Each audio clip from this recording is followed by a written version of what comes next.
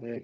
이번에 발표를 맡게 된 글라스고 대학의 지금 매니지먼트 서브젝트에 있는 김동윤입니다. 저는 이제 이런 거 할 때 전에 분들이 했던 얘기랑 좀 연결해서 스토리텔링 하는 거 좋아하는데 그래야지 좀 관심도 갖고. 그래서 먼저 아까 주식회사 얘기를 했어. 최근에 읽었던 글 중에 주식회사 관련해가지고 읽었던 가디언 글이 있어서 좀 소개해드리면, 주식회사의 원형은 사실은 동인도 회사, 지금 영국에서 있던 동인도에서 처음에 인도 가면서 돈을 모으면서, 스케일이 워낙 크기 때문에 돈을 모으면서 갔죠. 그 제도가 지금 정착돼가지고 현대 주식회사 근원이 나왔기 때문에 영국의 제도적인 그런 유산물, 부산물이라고 생각하셔도 되고, 스코틀랜드도 똑같이 따라 했다가 망했죠. 스코틀랜드 똑같이 잉글랜드가 했던 걸 따라가서 동인도 회사 버전 해가지고 돈 모아서 났는데 스코틀랜드는 완전히 망했어요. 그래서 경합을 하게 됐어요. 재정이 없게서 1700년대 스코틀랜드와 잉글랜드가 병합하게 된 이유가 사실상 재정적으로 쫄딱 망해가지고 어쩔 수 없이 병합하게 돼. 지금 현재 우리가 있게 된 그 스코틀랜드와 잉글랜드 유니언을 있던 것들이 다 주식회사가 영향력을 미쳐서 했다. 만약에 스코틀랜드가 성공적으로 했었으면 여기 병합하지 않고 자기네 구조를 그대로 각석했죠. 제국주의를 나름대로 잉글랜드와 경쟁을 하면서 다른 역사를 갔을 텐데 실패해가지고, 네, 잉글랜드의 일원으로서 지금 제국주의에 참여했던 그런 역사가 있던 하나의 재밌는 스토리가 있어서 나중에 동인도 회사를 공부해보면 정말 재밌는 이야기가 많은 것 같아요. 지금 현재 글로벌라이제이션, 저는 이제 글로벌라이제이션을 가르치는데 글로벌 비즈니스 이런 것들을 가르치는데 그 역사의 근원의 시점에 지금 동인도 회사가 뿌리내는 게 굉장히 많아요. 거기서 그 과정 중에서 잉글랜드 내부에서 동인도 회사가 갖고 있는 프랙티스에 대해서 굉장히 내부적 논의가 많았었고, 그게 지금 현재에서도 많은 부분에 지금 멀티내셔널 컴퍼니가 해외에서 일어나는 방식 거의 비슷한 방식으로 일어나고 있거든요. 근데 거기에 대한 여러 가지 문제점들이 그 당시에 계속 의회에서 뭐 그 버크나 에드먼 버크나 이런 분들이 계속 문제 제기를 했었고, 인도에서 일어나고 있는 그런 수탈 방식들, 착취 방식들이 우리나라의 그 잉글랜드하고 맞지 않는다. 이 방식들은 엄청 문제가 많다고 해서 계속 논의했던 것들이 여전까지 근대 사회에 많이 영향력을 미쳐서 배울 게 참 많은 케이스. 잉글랜드에 있으면서 그런 걸 접할 수 있는 좋은 계기가 되는 것 같아요. 그래서 영국에 오면서 좋은 것들이 그런 것. 역사적 사건에 대해서 생각해 볼 수 있는 어떤 기회들이 굉장히 많은 것 같아요. 두 번째는 이제 제임스 와트. 우리 아까 글라스고 대학의 가장 유명한 언럼나이 두 명이 있는데 그 아담 스미스하고 제임스 와트가, 다른 분도 굉장히 많지만 많은 사람들이 알고 있는 분인데, 그런데 이 스토리들을 많이 가면 아담 스미스는 정말 할 얘기 많은데 그 웰스 오브 네이션 다 읽어보려고 목표는 하고 있어요. 집에 사면서 띄엄띄엄은 계속 읽고 있는데 언젠가는 제가 처음부터 끝까지 완독해서 안 교수님에게 드디어 제가 다 읽었습니다. 처음부터 끝까지 말씀 듣는 날이 언젠가 올 거고, 띄엄띄엄은 계속 읽고 있습니다. 그 모럴 그 시어리 오브 저지먼트 거의 다 읽었었고 책은 다 읽었었는데 아직 웰스 오브 네이션 너무 두꺼워서 다 읽지는 못하고 중간중간만 읽고 있었는데 재밌는 내용이 굉장히 많아요. 그때 당시 은행 관련된, 그 당시가 굉장히 이제 자본주의가 형성되는 시점이죠. 1700 아담 스미스가 관찰한 시점이. 그렇기 때문에 그 식민지 관련된 얘기도 많고 은행 관련된 얘기도, 우리가 돈을 어떻게 만들기 시작했는지, 현재 그런 파이낸셜 인스티튜션이 어떻게 시작됐는지부터 해서 이야기가 재밌는 스토리가 많아서 보면 되게 좋더라고요. 근데 제임스 와트에 대해서 잠깐 설명하고 저희 학교를 이야기하고 싶은데, 왜 그러냐면 제임스 와트가 이제 인벤트를 한 건 아니에요. 증기관을 인벤트를 한 건 아니고 그 전에도 증기관이 있었지만 그걸 획기적으로 효율적으로 만들어서 그다음 되게 뛰어났고, 그것을 이제 그 볼튼 맨체스터에 있던 그 사업가와 함께 비즈니스 모델을 만들면서 다른 곳에 팩토리 시스템을 만들면서 확장시키면서 이게 바뀌었거든요. 그 전까지는 그냥 엔진에 머물렀다면 그 효율 시스템을 엄청 늘리면서 이 텍스타일 섬유 시스템이나 이렇게 팩토리 체계를 계속 만들어가면서 점점 모더나이제이션이 들기 시작하는 거죠. 이피션시가 다른 형태로 넘어가면서 이제 지금 현재 모든 어떤 소사이티의 어떤 형태로 많이 진행하고 있었기 때문에 제임스 와트가 많이 발전했는데, 왜 글라스코가 그때 중요했냐? 제임스 와트가 여기서 일했는데 아이디어를 여기서 같이 일하면서 얻은 거예요. 잡열이라는 레이튼 히트라는 개념이 그 당시에 이제 조셉 블랙이라는 되게 뛰어난 케미스트리 프로페서가 있었고 되게 명망 높은 내추럴 사이언스에서 이제 올라가시는 분이었죠. 그때 아이디어가 이제 레이튼 히트라는 개념을 막 설명하고 있었고, 이것을 이제 영감을 받아서 이게 기존의 증기기관이 왜 효율이 없구나라는 걸 이제 이해하게 됩니다. 아, 현상을 이해하는데 더 깊게 이해할 수가 있는 거죠. 그 당시 이렇게 유명한 학자들과 같이 있으면서 아, 현상을 좀 더 뚜렷하게 체계적으로 이해하면서 아, 그럼 내가 다른 방식으로 개발해야겠다. 컨덴서를 넣으면서 기존에 갖고 있는 비합리적인 시스템을 바꿔야겠다 하면서 지금의 획기적인 아이디어가 나와서 증기기관이 많이 발전돼요. 그 공로에는 역시 글라스고 대학 좋은 사람들 그 당시에 많이 모여가지고 뛰어난 아이디어를 교류하면서 그런 아이디어 제임스 와트도 갖고 개발했던 그런 좋은 역사적인 공간이었다. 그곳에 제가 지금 여전히 근무하고 있어서 저 역시 영광이고 저는 이제 17년에 왔습니다. 그리고 지금 아직 계속 경영대에서 일을 하고 있고 경영대는 이제 비즈니스 스쿨은 에코노믹스도 있고 아까 어카운팅 파이낸스도 있고 매니지먼트 있고 저는 이제 매니지먼트 쪽에 있는데 매니지먼트 쪽에 있는 분들은 조직의 관점에서 많이 조직의 관점에서 어떻게 이 조직이 운영하는가 이 관련된 이슈들을 많이 보고 조직 내부의 이슈를 많이 보는 사람도 있지만 조직 외부 환경에 어떻게 조직에 영향력을 미치고 의사결정하는 게 맞느냐 이런 것들을 연구한 게 매니지먼트라고 생각하시면 될 것 같습니다. 제가 했던 연구들은 이제 이런 분야를 많이 했어요. 그래서 이노베이션 관련해서 연구를 많이 했고 특히 이제 기술 쪽으로 많이 했습니다. 기술이 어떻게 영향력을 많이 미치는가.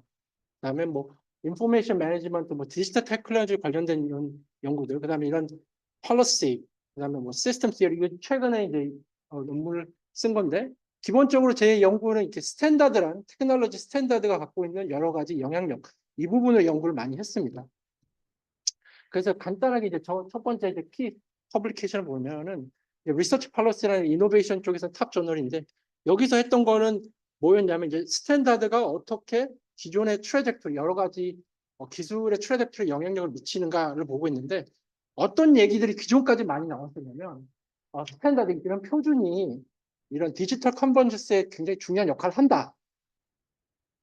근데 어떻게 영향력을 미치는가를 이렇게 정확히 보여주는 건 없어요. 이렇게 표준이 이런 컨버전스의 융합에 도움이 된다. 중요한 역할을 한다. 까지는 오케이. 다 받아들이는데 어떻게 된다는 거지라는 걸 뭔가 비주얼로 보여주지는 않았어요. 어떤 현상이 어떻게 나오는지. 근데 이걸 이제 페이턴트를 보여주면서 실질적으로 스탠다드가 어떻게 기술의 발전 궤적에 영향력을 미치는가를 보여줬던 논문이라 생각하시면 될 것 같습니다. 이런 뭐 메소달러지 그런 패턴 사이테이션트에서 메인 패스를 찾는 메소달러지가 있어요. 그런 걸 가지고 와서 적용을 했던 건데 뭐 이런 것들이 좀 참신한 방법이었다고 생각하시면 되죠. 기존의 패턴 사이테이션 연구에서 잘 쓰지 않았던 것들은 제가 이제 어플라이를 했던 거죠. 다른 방식으로. 근데 여기서 가장 키 인사이트는 이 그림을 보시면 될 것 같습니다. 이 그림. 이런 새로운 필드, 그 당시에 이제 IoT라는 그 테크놀로지가 이제 뜨기 시작하는 시점이라고 생각하시면 될 것 같아요. 그래서 여러 가지 기술들, 페이턴트들이 나오고 있었는데, 특허들을 이제 어떻게 서로 나울리지가 다른 쪽에 나울리지에 영향력을 미치는가 하는 네트워크를 봤을 때, 이제 이런 식의 특정의 이머징한 클러스터가 나오기 시작해요. 이런 것들은 서로 사이트하지 않는 개별 특허들이고, 이런 것들은 서로 사이트하면서 클러스터를 만드는 네트워크를 만드는 그런 페이턴트들인데 그 중에서 하나의 그 클러스터가 다른 것과 다른 형태로 보이시면 굉장히 다이버스하게 되는 거 보이시죠? 다이버스한 이런 식의 메인 클러스터가 나오기 시작하는데 이런 것들 클러스터 내부를 보면 굉장히 많은 특허들이 페이턴트를 특허들이 스탠다드를 쌓이고 그래서 스탠다드를 쌓이면서 하나의 클러스터링을 만드는데 굉장히 큰 도움이 되는 다른 클러스터들은 생가적으로 이렇게 스탠다드를 이게 사이트하지 않아요. 근데 이 하나의 큰 클러스터들은 스탠다드를 사이트하면서 이게 하나의 그룹핑이 되는 거예요. 그래서 스탠다드가 가지고 있는 가장 큰 효과 중 하나가 이런 클러스터링 효과를 하는 여러 가지 기술들이 각자 분야로 나오는데 하나의 메인의 어떤 클러스터를 만드는데 스탠다드가 굉장히 큰 영향력을 미치고 있다는 걸 이렇게 임피리컬하게 보여주는 거죠. 예, 그러면서 이제 이게 어떤 식으로 다른 영향을 미치는가를 보여줬고 그 내부에서 이제 저는 이제 경영적으로 하니까 핵심 플레이어들이 누군지 뭐 이런 걸 아이덴티파이 하는데도 도움이 되는 뭐 메서드를 썼던 것 같아요. 그래서 어떤 기업들이 이런 식의 클러스터링을 주도하는지 뭐 거기서 기존에 있던 기업들과 새로 뜨는 기업들의 전략적 차이는 무엇인가 이런 것들을 연구했던 거예요. 제가 가장 많이 하는 연구가 기존에 있던 플레이어들과 새롭게 뜨는 플레이어들이 어떻게 전략을 다르게 씁니다. 연구를 많이 하거든요. 그래서 emerging country와 기존의 뭐 established 된 뭐 developed country들 간의 차이도 있을 수 있고 스타트업이 될 수 있고 스타트업이 아니라 incumbent 이런 식의 항상 다른 포지션이 있는 애들이 전략을 어떻게 다르게 쓰는가가 어떻게 보면 제 가장 중요 이 리서치 퀘션이라고 생각하시면 될 것 같습니다. 거기서 이제 썼던 임팩트가 이제 다른 데서 이런 식으로 저의 썼던 메소달러지하고 뭐 비교하면서 자기네 방식이 이렇게 차이 난다 이런 식으로 좀 후속 연구가 계속 뭐 되고 있다고 생각하시면 될 것 같습니다. 그래서 제가 썼던 방식과 자신들이 썼던 방식이 어떻게 좀 차이가 난다 뭐 이런 식의 연구가 계속 이루어졌다고 생각하시면 될 것 같습니다. 두 번째 논문은 아까는 특허가 표준이 특허에 어떻게 영향력을 미쳤냐면 이번에는 기업들이 특허를 쓰면서 어떻게 표준화에 영향력을 미치는가 반대 방향으로 연구를 진행하셨다고 생각하시면 됩니다. 여기도 이제 리서치 펄러스에 됐는데 여기서 이제 제가 봤던 걸 아까 얘기했던 두 가지 그룹 기존에 있던 인컴번트 그룹과 새롭게 뜨는 중국과 한국 같이 새롭게 표준화 작업에 많이 들어서 열심히 하려고 하는 그룹들이 전략이 어떻게 다른가 자신들의 특허 포트폴리오를 갖고 어떻게 표준화에 영향력을 미칠 때 다른 전략으로 쓰는가를 비교 분석했다고 생각하시면 될 것 같습니다. 그래서 이렇게 보시면 이렇게 캐치업 중국과 한국 같은 기업들이 굉장히 많게 표준화 특허들을 굉장히 많이 만들고 있고 이게 이제 캐치업이 일어난 거죠. 이게 기존 인컴번트 기업과 유럽과 미국 기업들이고 이건 이제 중국과 한국 기업들인데 한국 기업들이 숫자적으로 굉장히 많이 늘리고 있는데 점점 퀄리티까지도 많이 따라가고 있습니다. 이런 것들이 두 개 큰 기업들의 차이고 기업 그룹을 보면 아까 인컴번트 퀄컴, 노키아, 에릭슨, 애플, 인터디지털 이런 그룹들이 캐치업은 화웨이, LG, 삼성, ZT, 다탕 이런 그룹들이 이런 그 표준화 관련해 가지고 캐치업 그룹과 인컴번트 그룹으로 전략을 좀 다르게 쓰고 있는데 여기서 가장 키 인사이트는 하나라고 생각하시면 되는데 카운터 하이파시스가 잡은 건데 기존의 논문에서는 어떻게 보고 있냐면 기존 논문에서 표준화 작업들은 이런 캐칭업 그룹, 한국이나 중국, 일본 이런 기업들이 굉장히 활동을 많이 한다. 그렇기 때문에 중요하다. 이런 식의 연구가 굉장히 많이 나왔어요. 그래서 표준화 관련해서 중국들이 활동을 되게 많이 한다. 한국이 되게 기업들이 활동을 많이 한다. 그렇기 때문에 그들 기업에게 굉장히 중요한 역할을 한다. 이런 식으로 논문이 많이 나왔었는데 그래서 저도 그런 하이퍼서스를 정했어요. 그래서 그런 표준화 활동을 했던 것들이 진짜 자기 신이 만드는 그 페이턴 포트폴리오에 굉장히 중요한 역할을 한다. 이런 식으로 하이퍼서스를 짰는데 실제 결과는 그렇게 나오지 않죠. 반대로 나왔어. 인컴번트들이 다른 전략을 썼다는 건데 이게 이제 그 의미인데 캐치업 그룹 간에는 자신이 만들었던 기존의 패턴과 미래 패턴 사이에서 이 표준이 그렇게 영향력을 미치지 않아. 그런데 인컴번트들은 자신의 과거의 특허와 미래의 특허 사이의 표준이 굉장히 큰 영향력을 미쳐. 무슨 말이냐면 표준화가 가고 있는 길과 자신이 가고 있는 포트폴리오 라인을 일치화시킨다. 문제를 일치화시킨다. 이 두 개가 지금 나눠진다는 효과가 계속 그 인컴번트들은 자신의 포트폴리오를 어떻게든 표준화와 일치하는 형태로 가고. 근데 우리의 그 캐치업 그들은 그런 활동을 하지 않는다. 자신이 만든 셀프 그런 그 포트폴리오 자체에 표준화와 일치하는 구조로 가지 않다. 이건 이거고 이건 이거 별도의 관계로 계속 나오고 있고 우리는 어떻게 쓰냐면 자신이 만들었던 특허를 홍보하는 것. 나는 이렇게 만들었기 때문에 사람들에게 알려주는 이런 것들이 있습니다라고 알려주는 형태로 가지만 인컴번트는 뭐가 다르냐면 과거에 있던 트랙트를 어떻게든 표준화와 맞춰가면서 미래에도 그 자신이 만들었던 그 라인에 표준화 활동이 계속 연결되는 형태로 전략을 쓰고 있다는 거죠. 우리는 우리가 만들었던 걸 갖고 와서 이런 게 있으니까 알려봐라. 이게 다른다는 전략이죠. 이런 것들이 두 개의 전략이 다르다. 여기에 대해서 함의를 해봐야 된다. 정도가 이제 이 논문의 핵심이었고 이런 거 관련해서 이제 계속 추가적인 다른 연구들이 나오고 있는 것 같아요. 이런 식의 그 스태티직 머니버리라는 표현을 제가 썼는데 이 표현을 사람들이 좋아하는 것 같아요. 그래서 이 표현을 가지고 와서 계속 이 연구를 지금 활성화하려고 하는 것 같아요. 그래서 표준화 단계에서 어떻게 사람들이 전략적으로 그 전략적 선택을 하는가 이 관점이 사실 이런 프레이즈를 안 잡았었는데 이제 그런 프레이즈를 잡고 들어가니까 점점 그 개념 내에서 이게 어떤 전략적 선택이 있는지에 대해서 이 향후 연구가 지금 지속되고 있다고 생각하시면 될 것 같습니다. 리서치 펄러스. 그래서 제가 생각하고 있는 것 중 하나가 이런 식의 개념어가 굉장히 중요하다. 개념화하는 거 사람들의 관심을 모으는 거기 때문에 어떻게 개념 프레이밍을 잡느냐가 굉장히 학술에서는 중요하고 이게 이론의 어떤 틀을 만들어가는 포지션을 만들어가는 과정인데 그런 과정 중에 이제 최근에 만든 이제 퍼블리시된 억셉트된 논문이에요. 얼마 안 됐습니다. 11일 동안. 고민을 엄청 고민한 이 연구 주제 고민은 제가 박사 시작 때부터 계속 했던 고민. 이 고민이 어느 정도 답이 나와서 논문을 쓴 건데 제게 고민을 줬던 문제는 뭐였냐면 표준이란 단어가 너무 많이 쓰여. 다 각자 다르게 생각해. 표준이란 너무 개념 정의하기 어려운 표준이란 중요한데 다 각자 쓴. 지금 아까 했던 뭐 분야에서도 표준에 관련된 것도 되게 많지. 엔지니어링 관련돼서 표준에 관련된 것도 굉장히 많아요. 근데 가장 문제가 됐던 건 뭐냐면 표준을 활동하는 사람들은 표준을 엔지니어, 뭐 머린 엔지니어 이런 쪽에서도 표준을 활동하는 사람들이 있을 것 같아요. 그런 협회에 가보면 결국 자신이 갖고 있는 널리지를 다큐먼트화를 해요. 자, 이런 것들을 우리 이제 네이버 아키텍처에서는 뭐 표준화로 합시다 하고 표준화 문서를 만듭니다. 근데 이런 거를 이제 표준이라고 합시다. 어떤 커미티나 어서시에 가서 서로 엔지니어들 디스커션해서 다큐먼트로 합니다. 이제 다큐먼트를 어프로브해요. 자, 이거는 표준 몇 하고 어프로브하면 그때부터 그게 표준이에요. 근데 그걸 표준이라고 말을 하려면 다큐먼트가 돼요. 아마 재료공학에서도 비슷하게 할 거예요. 표준화를 하려면 표준화 협회 가가지고 재료공학 가가지고 서로 일렉트론 스피닝에 관련해서 막 얘기를 해요. 이런 거는 컨디션 어떻게 잡을지 조건들 어떻게 할지 서로 합의를 해요. 스피닝은 조건은 뭔지 먼저 다큐멘터하고 난 후에 자 여기서 컨스트레인트는 뭐 이런 것들을 포함하겠습니다 하고 나중에 어느 정도 합의하면 문서를 올리면 플래너토리에서 오케이, accept. 그럼 버전 1, 그 다음 버전 2 이렇게 시작합니다.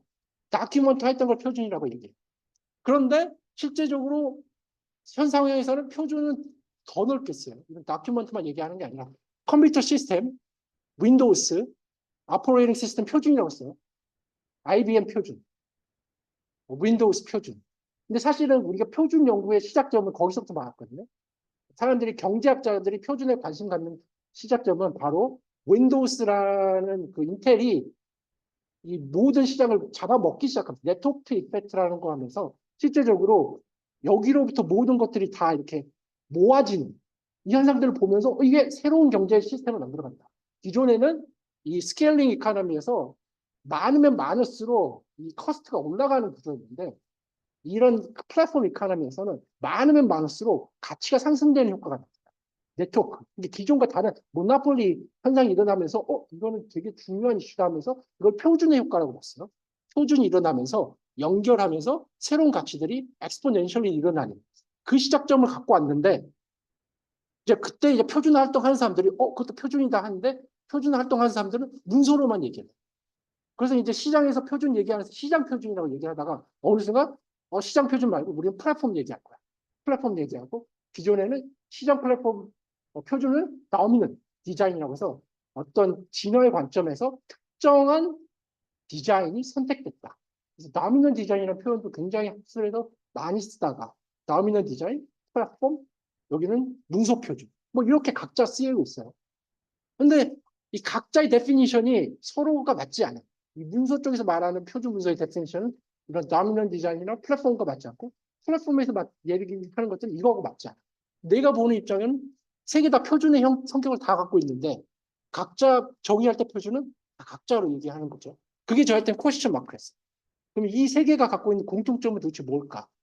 뭐 어떻게 개념화해야지 이런 식으로 확장되게 쓸 수 있을까? 우리가 사회에서 생각하는 표준, 사회의 표준과 기술 표준, 근데 공통점은 뭘까? 이게 제 항상 그 퀘스천 마크에서 이거를 계속 궁금했던 것 같아요. 그래서 이제 이거 나왔을 그 과정 중에 이제 부과됐던 질문들은 컨센서스가 굉장히 필요한가? 사회에서 얘기할 때는 표준을 만들 때 컨센서스라는 어떤 조건을 두는데 우리가 진짜 쓰는 표준들이 컨센서스를 통과하는 건가? 이게 꼭 필요한 조건인가? 라는 퀘스천 마크도 있었고 또 하나는 표준과 혁신의 관계는 도대체 뭘까? 표준은 혁신을 줘야 하는 것 같은데 다시 혁신을 늘린다고 얘기하고 이게 개념 정의가 정확하지 않으니까 이게 뭐야, 늘리는 거야? 줄이는 거야? 그렇죠. 왜 텐션이 생길까? 이런 것들이 제 가지고 있는 퀘스천이었는데, 이런 것들을 최대한 설명을 했던 게 이 논문인 것 같습니다. 그래서 디테일은 관심 있으시면 이거 한번 보시면 됐고, 이 과정 중에서 니콜라스 루먼이라는 학자들 가지고 와서 이걸 좀 정의를 했다고 생각하시면 될 것 같아요.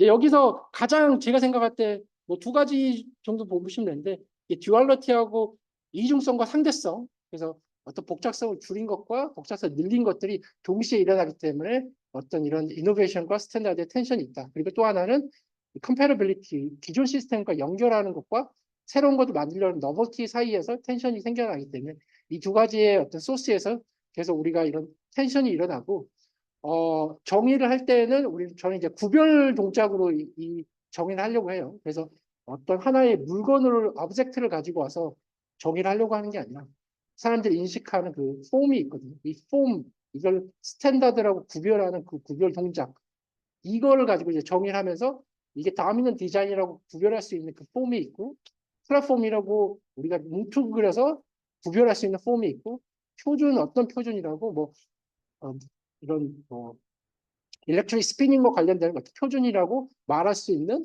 하나의 폼이 있을 때 그 폼을 가지고 같이 통합해서 표준을 보려고 하기 때문에 그 폼을 이제 설명하는 게 루만이기 때문에 그 이론을 가지고 와서 이 세 가지는 공통적인 성격이 있다라고 이제 글을 썼던 것이고, 가장 이 논문에서 제가 가장 오리지널하다, 내 스스로 저는 항상 논문 잘 나오는 논문은 하나 정도는 내가 오리지널 파인딩이 있다고 생각을 하는데, 이 논문에서 오리지널 한 컨트리뷰션은 이 스타일라이제이션이라는 개념이 있어요. 이거를 이제 스탠다라이제이션이라는 그 워크에 좀 적용하는 개념인데, 스타일라이제이션이라는 개념 자체가 많이 쓰이는 개념들이 아니에요.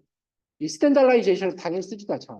이런데 적용을 해보는 건데, 이제 이런 걸 적용함으로써 이 스탠다라이제이션이라는 생각을 확장시키는 게 인식 확장인데, 스타일라이제이션은 어디서 많이 쓰이냐면 예술 시스템에서 많이 써요. 어떤 스타일화한다. 고우의 스타일, 반고우의 스타일, 아니면 누구죠? 렘브란트 스타일, 이런 식으로 예술 시스템에서 스타일을 많이 얘기하는데, 예술 시스템이 갖고 있는 가장 유니크한 특징 중 하나가 뭐냐면 항상 그 예술이 무엇인가를 챌린징해. 이노베이션이 굉장히 중요한 펑션 중 하나예요. 예술 시스템 자체는 항상 이노베이션이 굉장히 중요한 펑션인데, 스탠다드 시스템도 이제 이노베이션을 계속 넣고 있어요. 그런데 기존의 스탠다라이제이션은 계속 에코노믹 그 매트릭에, 터미널로지에 너무 국한되어 있어요. 이노베이션 얘기하면서 아까 얘기했던 퍼포먼스의 효율성이 얼마큼 높은가, 이걸 갖고 계속 만들어 가려고 하는, 이게 자신들이 했던 워크들을 계속 이쪽으로 다시 트랜슬레이트 하는 과정으로 가고 있는데, 인식이 다 그쪽으로만 가니까. 근데 이노베이션 하기 위해서는 그 인식의 전환, 이게 다른 것과 어떻게 비교 가능한 거를 열어줘야 되는데, 그 열어주기 위해서 쓰는 개념이 지금 저는 스타일라이제이션이라는 개념을 갖고 왔는데, 그걸 통해서 우리가 하고 있는 일이 어떻게 다른 쪽에서는 해왔고 비교를 하면서 확장시킬 수 있을까. 아까 우리 정 교수가 하는 얘기를 들으면서 일렉트로닉 스피닝이라는 게 하나의 스타일화 시키는 거구나 라고 저는 봤어요. 제가 하는 작업들이 이런 거.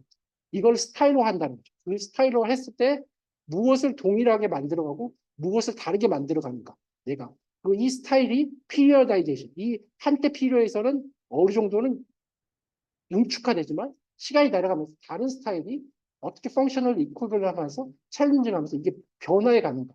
이 과정들을 계속 혁신을 보여주기 때문에 이 개념을 끌고 오면은 좀 더, 왜 이게 뭐가 유지되고 뭐가 다르게 가고 시대 흐름에 따라서 이게 어떤 스타일대로 우리가 비교 가능할 수 있을까.